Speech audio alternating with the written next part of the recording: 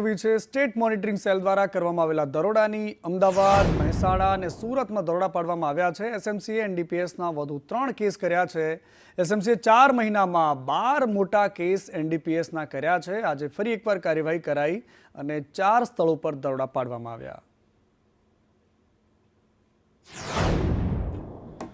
અને આ તરફ સુરતમાં જે પાવર ગ્રીડના વીજલાઇનનો મુદ્દો છે જે ગરમાઈ રહ્યો છે। વીજલાઇનને લઈને ખેડૂતોની એક મહત્વની બેઠક મળી। ઓલપાડ, માંગરોળ, કામરેજ અને બારડોલીના ખેડૂતોએ આજે બેઠક બોલાવી હતી અને એમાં વળતરના મુદ્દે ચર્ચા કરવામાં આવી। યોગ્ય વળતર મળે અને જો ન મળે તો એના માટેની ચીમકી ઉચ્ચારવામાં આવી। આંદોલન કરવામાં આવશે।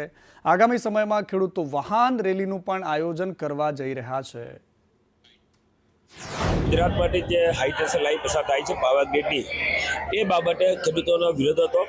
ખેડૂતોના વિરોધ વચ્ચે કલેક્ટરશ્રીએ નોટિસ આપી અને કલેક્ટરશ્રી જે એવોર્ડ જાહેર કર્યો છે ખેડૂતોને આટલું વળતર ચૂકવવા પાત્ર છે એવો ઓર્ડર કર્યો।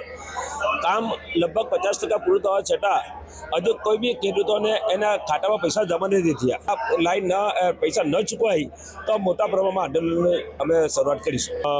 અમદાવાદ નવસારી 765 કેવીની પાવર ગ્રીડની લાઇનનો એનું પણ કોઈ પણ વળતર ખેડૂતોના ખાતામાં જમા થયું નથી અને મોટેભાગના ખેતરોમાં ફાઉન્ડેશનના કામો થઈ ગયા છે। તો જ્યાં સુધી અમારું વળતર નહીં મળે ત્યાં સુધી અમે આગળના કામો થવા દઈશું નહીં, એ પ્રમાણે સર્વ ખેડૂતોએ નિર્ધાર કર્યો છે।